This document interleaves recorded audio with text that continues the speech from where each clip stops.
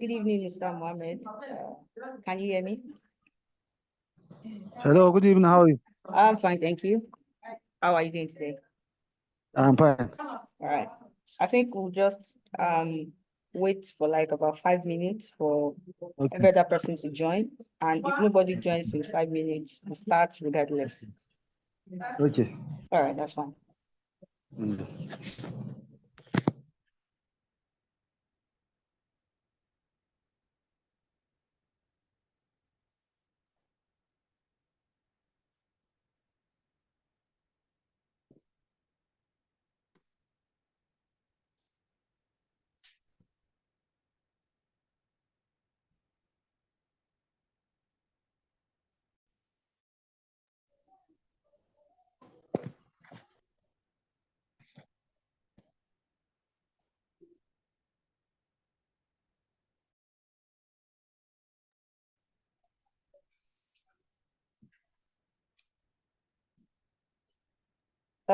While we wait for people to join, were you able to watch? I sent the video for what we had on Monday. I sent the video today. Were you able to go through it?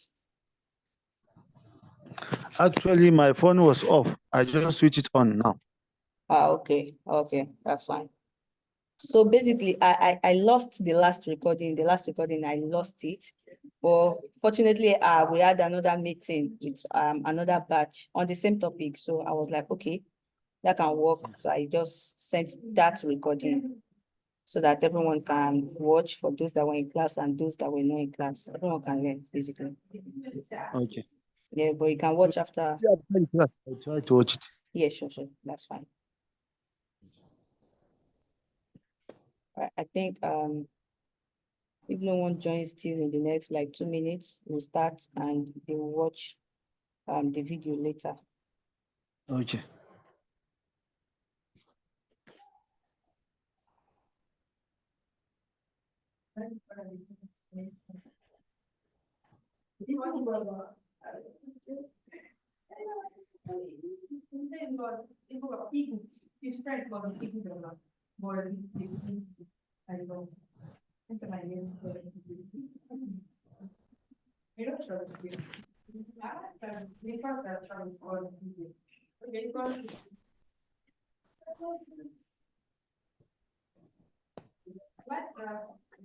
Hi, Mr. Deshaw.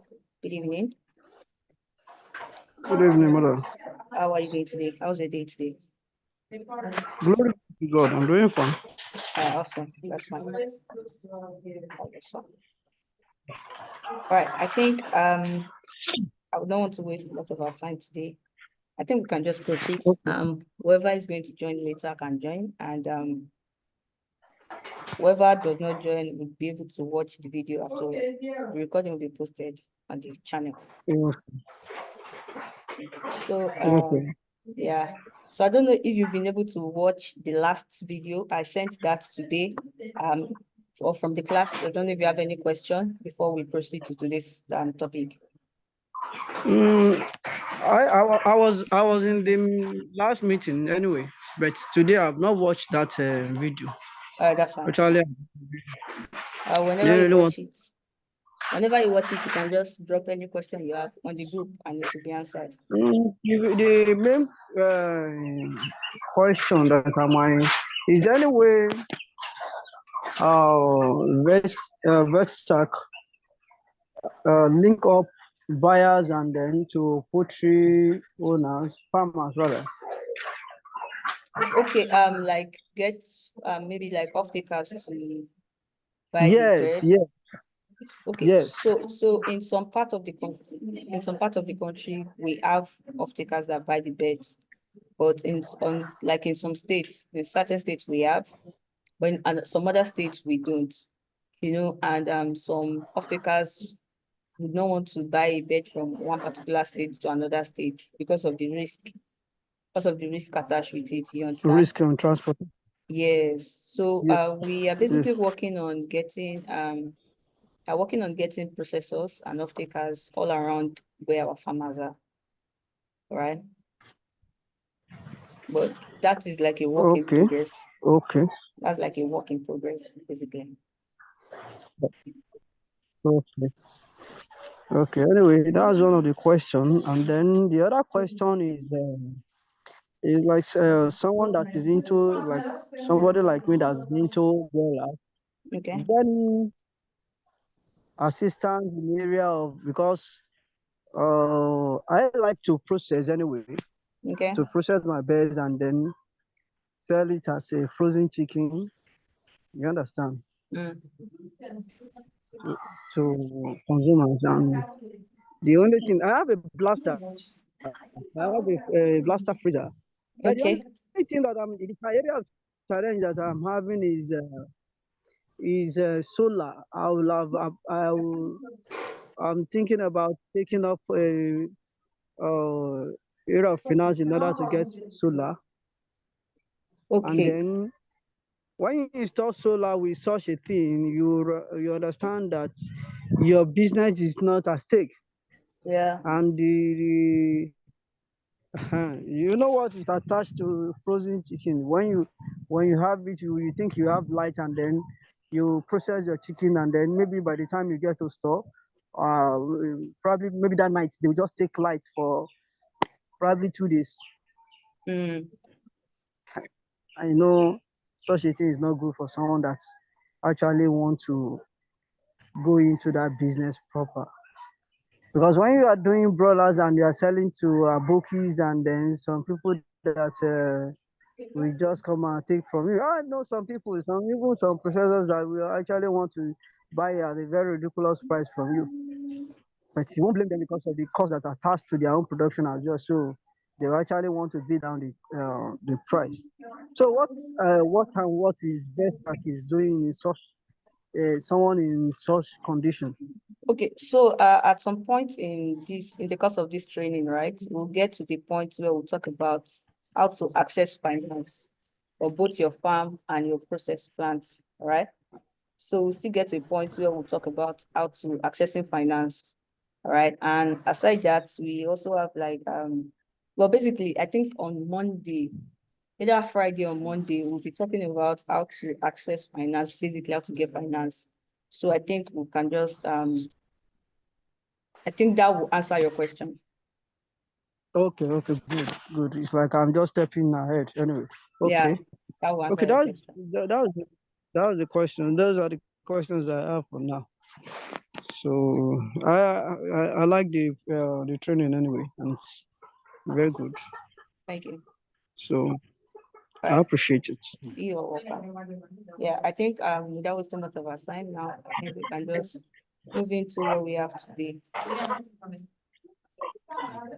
So today Okay. we are talking about financial management and how to optimize cost. Basically, if you look at farming these days, look at farming now, it is actually very it is expensive. To be honest, it is actually expensive because of the cost of feed, cost of material, expenses basically, all right? And if as a farmer, you don't know how to cut costs, then there'll be a problem in managing your finances. Do we agree with that? Exactly. Exactly.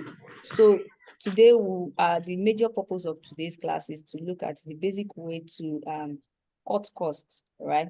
Or that the specific way that we can cut costs and manage our finances, basically. So if you check what is financial management? Financial management in a poultry farm involves efficiently and effectively managing the financial resources of the farm to achieve profit. For every business you do, just like I said in the last class, that if you are farming, you should not farm because it's a culture, because you like farming, but you should farm as a business, all right? And if you're farming as a business, it is because you want to make profits. Now, if imagine I heard that was it today or yesterday that the price of feed has increased again from what it was 2 days ago to now. So if things keep going that way and you cannot but there's no way you can cut the cost, there's no way you make profit, or even if you're going to make profit, it's going to be like the minimal profit, it's going to be very small, right? So today we'll be learning some of the ways. Now, I'm not saying we are going to learn all of the ways to cut costs, because there are several ways to cut costs, but at least I believe we'll be able to look into one or two ways, right, in which we can cut costs and change our strategies, right? Now, financial management encompasses various practice, strategies, and tools to plan, track, and control the farm financial activities. Then cost optimization, on the other hand, focus on minimizing expenses while maintaining or enhancing productivity. So basically, when we say cost optimization, that means that as much as we are trying to cut costs, as much as we are trying to reduce how we spend, right? We're also making sure that we are not endangering the lives of the bird, right? Because if you say you want to cut costs now and you are giving your birds 1 bag of feed instead of 2 bags of feed, it's going to affect their growth. And at the same time, it's now going to still affect you because you'll not be able to sell them as at when you're meant to sell them, right? Now, so we are looking at how you can manage your finance, you can cut costs and still be very productive and make profit at the same time. Now, financial management and cost optimization are crucial aspects of running a successful and sustainable poultry farm. Implementing effective strategies in this area can help maximize profit, improve cash flow, and ensure the long-term viability of the business. So if you're able to manage your finances and if you're able to cut costs on the operations of your farm, right, you'll be able to make more profits, have an improved cash flow, and make sure it will ensure that you become a legend in the business, right? Now, let's look at some key financial management, and so these are like key strategies you can use, you can engage yourself in to cut costs in your farm and also manage your finances. Now, the first thing to do, either you are just starting your farm, or you have started, or you intend to start, the first thing should be budgeting, right? If you want to you know, a lot of us as a farmer, what we say is, okay, I have 100K, I have 100,000, and I want to farm. And we just carry a deal of on the 100,000 to go and buy beds. When you now buy the beds, you now think of, where will I see feed? Then that will be a problem. Or you carry the whole of the 100,000 and say, I'm going to buy the feed, and then there's no bed. All right. Or you bought bed, you bought feed, there's no brooding material. Right. Now, the first thing you have to do is make a budget, have a plan, and say, okay, with this 100,000 that I have, I'm going to use 50,000 naira to buy bed. You know, it's better to start small and you are balanced. Can we all hear me, please? Yes, yes. All right. It's better to start small and you're balanced. If you can start with 50 broilers, right, and you are able to feed them well, and you sold them after 6, the profit you get, you can add to it, and then the next stock you are stocking can be 70. That way you are growing. But it's different from when you use all your money to buy 100 beds, and then you cannot now feed the 100 beds. Eventually they die. That is like a loss. And that happens because there is no proper planning. There's no proper budgeting. All right. So first and foremost, if on your farm, you have to like create a budget. That is like one major way to manage your finance. Create a budget and say, okay, I have 50,000. This 50,000 can buy me, with this 50,000, I am going to buy 30 DOC.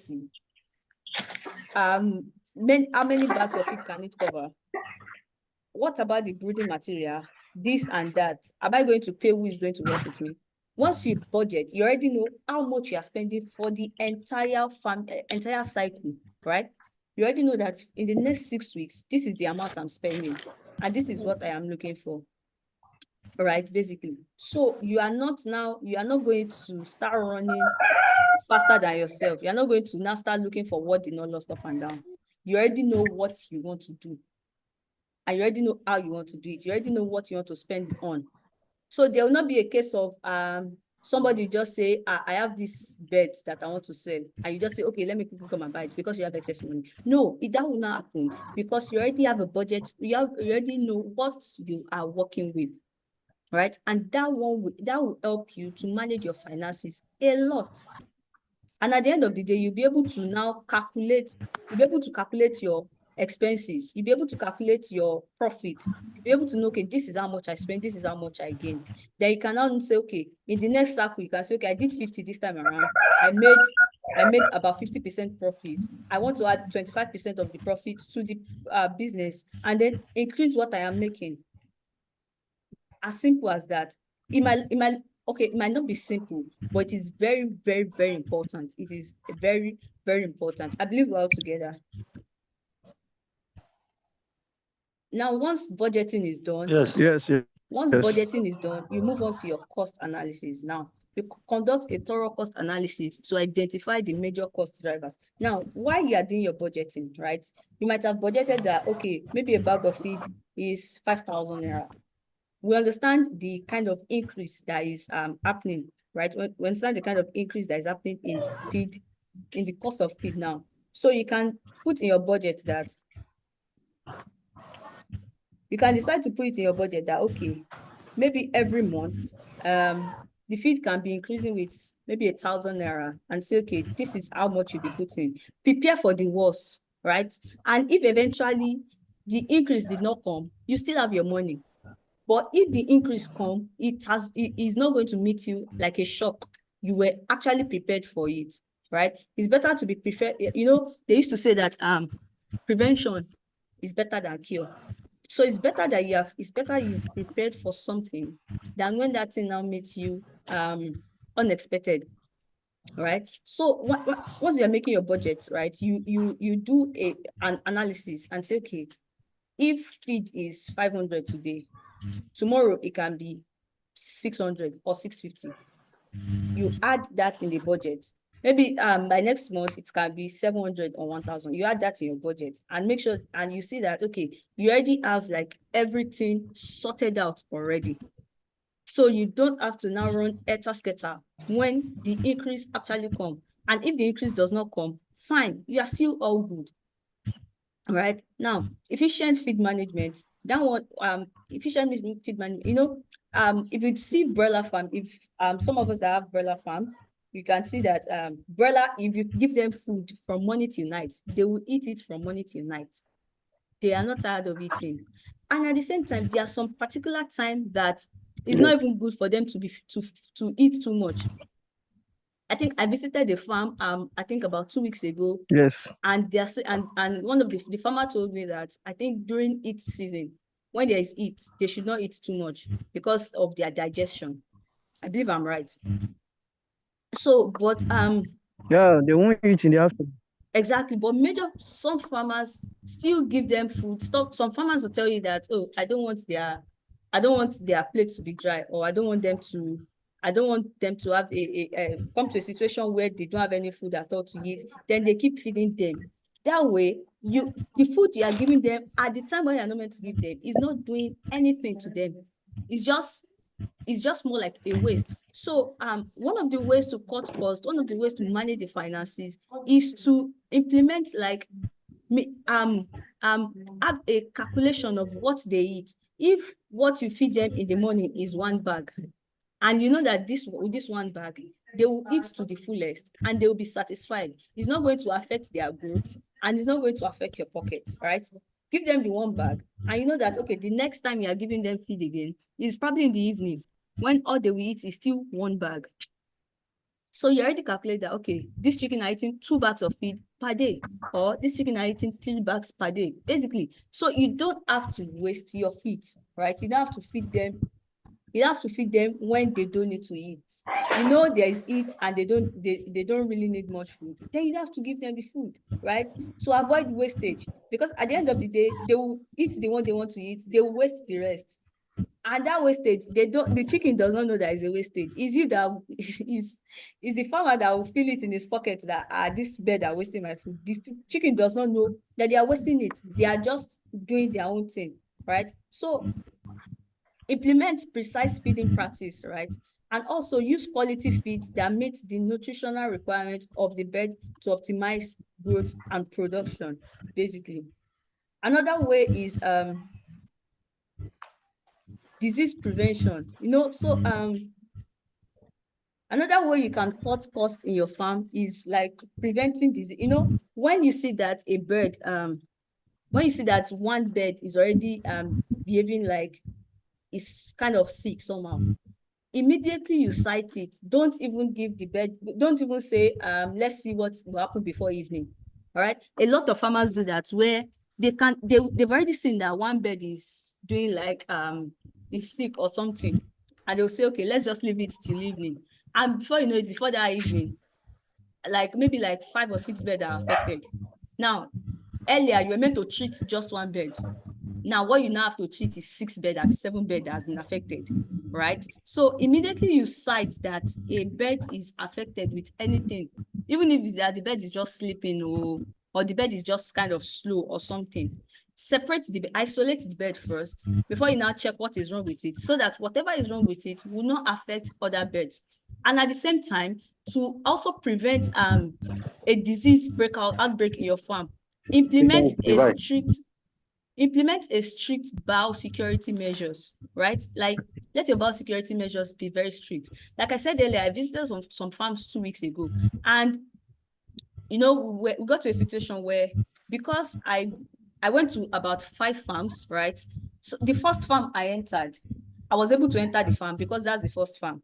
You know, after the first farm, when I got to the second and the third farm, they told me, because you have gone to one farm, I cannot let you enter my pen. And that is good. I understand that, because they are trying to prevent their birds from disease. They're trying to prevent it so that I will not bring disease from the other farm to their farm, all right? Now, implement a strict biosecurity measure. Basically, by next week, I think on Monday or Wednesday. Can you mute your mic, please?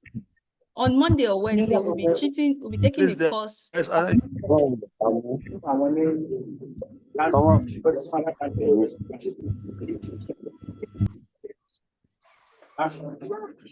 think on Monday or Wednesday, we'll be taking a course on biosecurity measures, right? The basic biosecurity measures you need to take on your farm. The basic biosecurity measures you need to take on your farm. We'll be treating that next week. But some of the basic things is ensure that your farm is sanitized. Sanitize your farm. Whoever is going to enter your farm, regardless of who the person is, even you as the farmer, sanitize yourself first before you enter the farm. Because wherever you are coming from, you don't know what sort of disease or germs that is attached to you, probably your shoe or your slippers, right? I think every farm should always have their own pen slippers, the slippers they wear inside the pen already, right? This way these things are basic things, but that way you are preventing disease. And once you are able to prevent disease, you don't have to spend on drugs.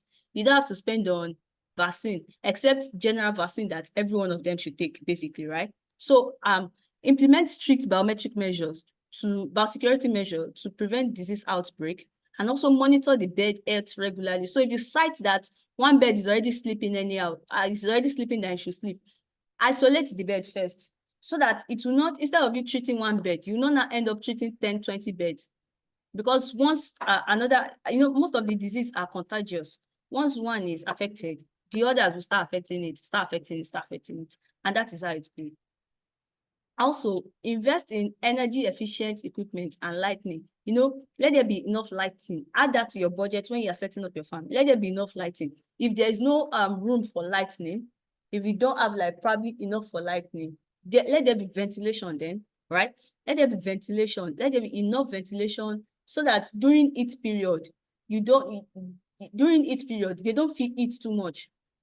Let there be enough ventilation in your farm.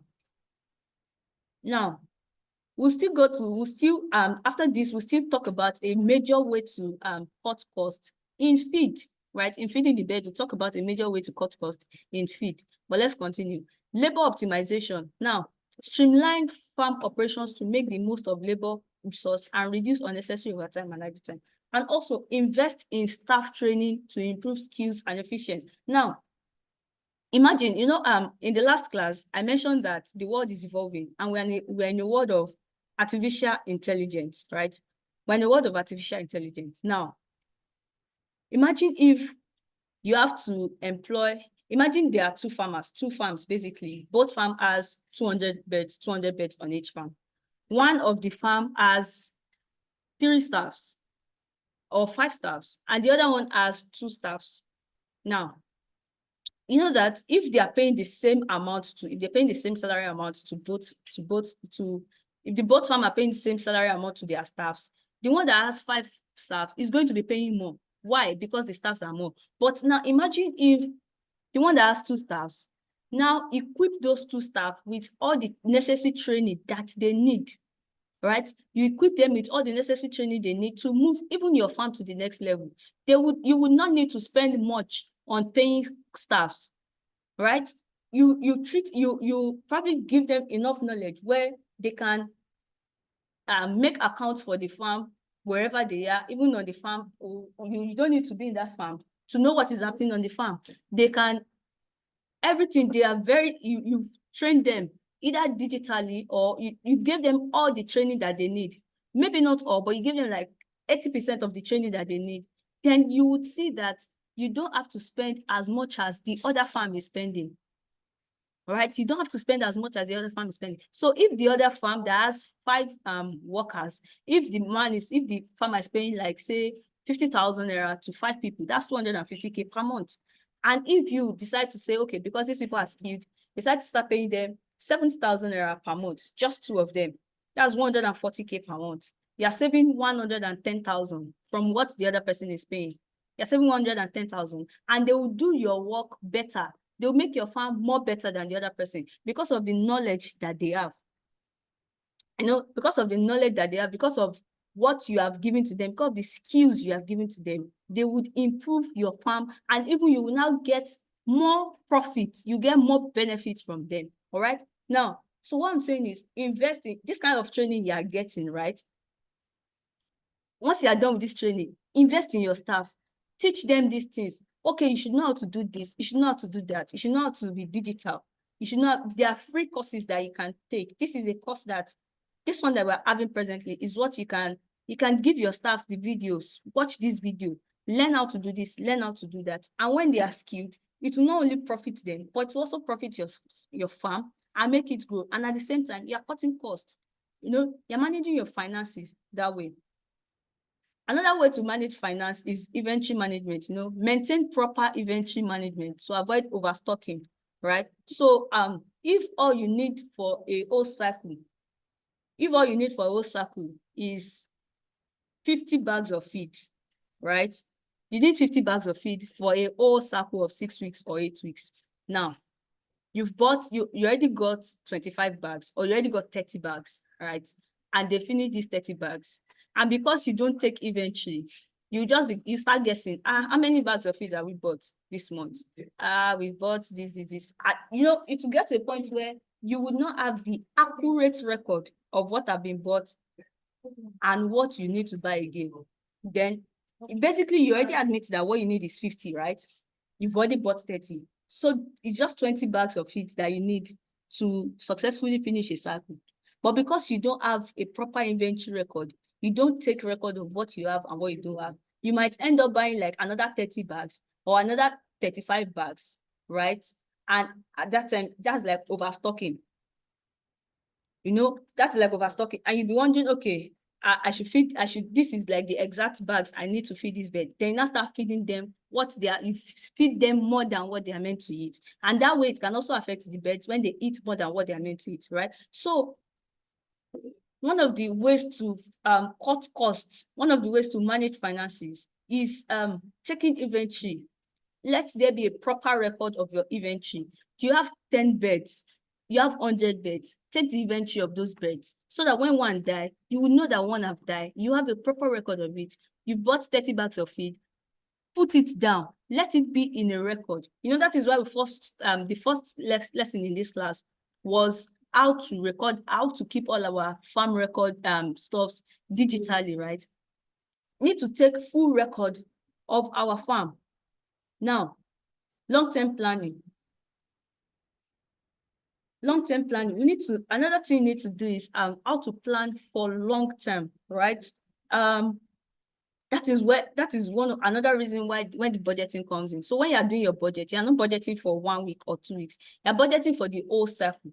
And when you now budget for the whole cycle, you already know how much you need to buy feed for the whole cycle. If you have that money at the moment, right? At the time you are making the budget, feed might be 5,000. Let's just say 5,000 per one, right? And God willing, you have the whole money. You already bought the whole 50 bags of feed that you need for the whole cycle. You know that after buying those 50 bags, you might have saved yourself some cost, because probably in the next 1 or 2 weeks, the feed you bought for 50,000 might have increased to like about 60,000 or about 6,000 or 5,500. You've saved yourself some cost, right? So when you plan ahead, when you have like a long-term plan, you'll be able to save yourself some cost, because you do things as at when you need to do it. Right. Now, aside all of this plenty English that we have written, right?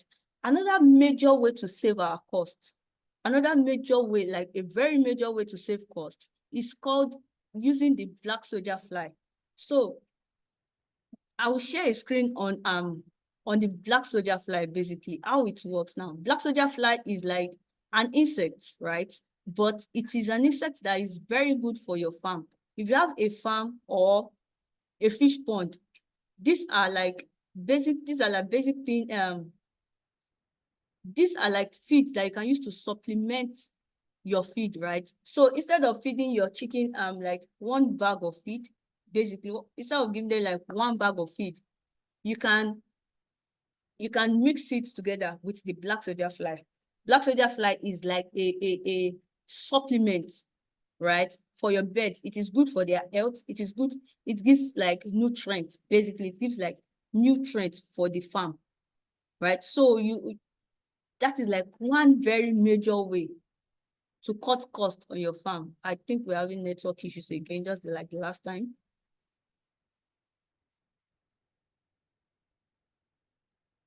Black soldier fly is another way you can use to cut cost. I don't know if everybody's following me. You can please unmute your mic to let me know if you are following me, if we are together on this, or am I alone?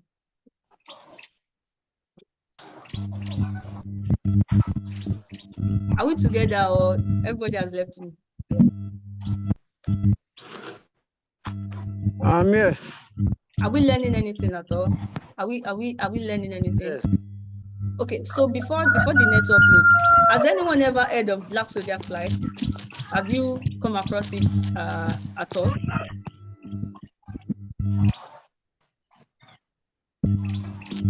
Can you hear me, please? Yes, we are together with you. Yeah, I was asking you a question, like, have you ever come across black soldier fly before? Yes. Yeah, I know something about it. All right, that's awesome.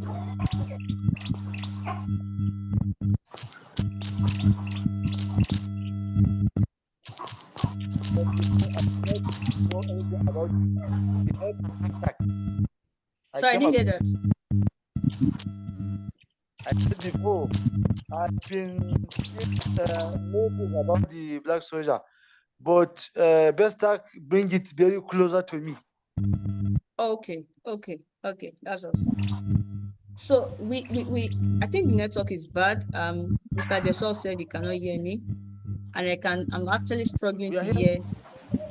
I'm struggling to hear too also. So we have a video on on black soldier fly creation, right? On black soldier fly production. We have a video on that, which I would share with everyone as soon as just after this call. I'll share with everyone because I feel like one of the things that affects farmers a lot is feed, right? Do we all agree with that?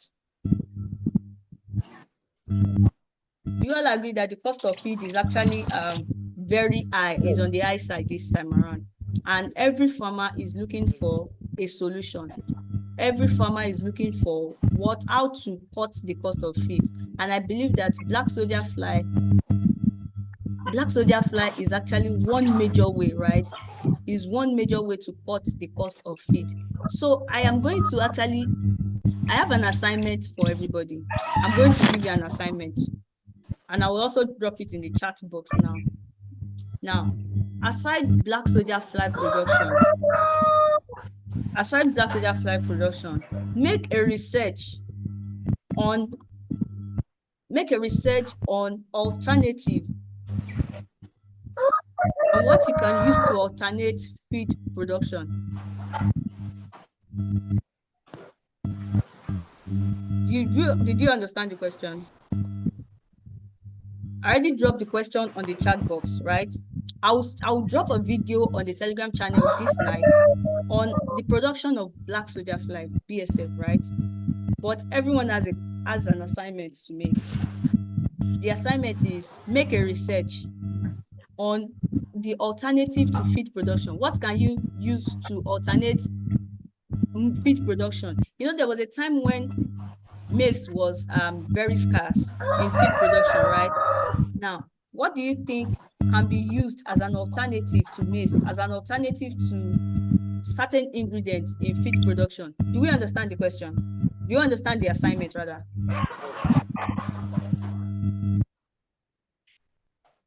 Do you all understand the assignment, or do you want me to come again?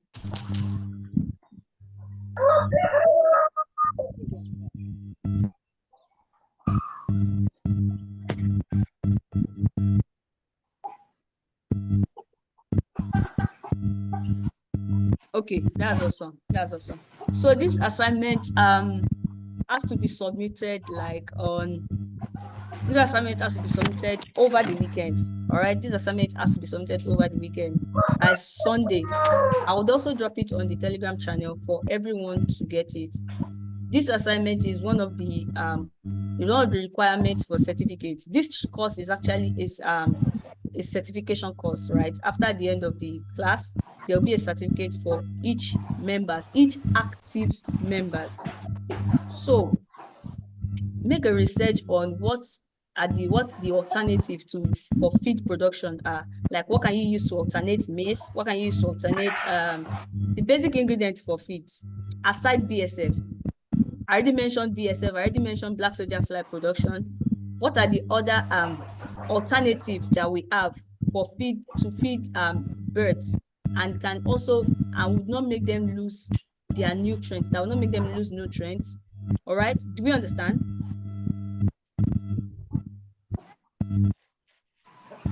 Yes. All right, that's awesome. So I think our time is running out on this platform at the moment. Do we have any question? Do you have any question or contribution before the time runs out? Yes. What's your question, please? Yes, I would like to. Okay. My question is this. Like now, when you talk about the area of planning and then budgeting Okay. on the financial management and cost optimization, I believe that majorly the planning should start from even buying your beds. Yeah. Because like what I just experienced this season, you will have the agents that you patronize, majority of them are not being truthful. Except maybe you want to buy in large quantity and you go down to Ibadan yourself to go and get beds and things like that. Or you have a contact to the company itself, and then maybe the company that can sell to you the minimum quantity that you can buy and all that. But the issue is start from agents, because majority of them do sell all these backyard breeding chicks and all that. And at the end of the day, you realize that you may have put a lot of things in place, your planning, your budgeting, your cost analysis and all that. But you won't know until when you get to maybe probably a week or 2 weeks, your chicks in the brooding, and you later realizing that they've sold out to you cockerel instead of broiler. They've sold out to you a wrong one, because at times we see that some are good for rainy season, some are good for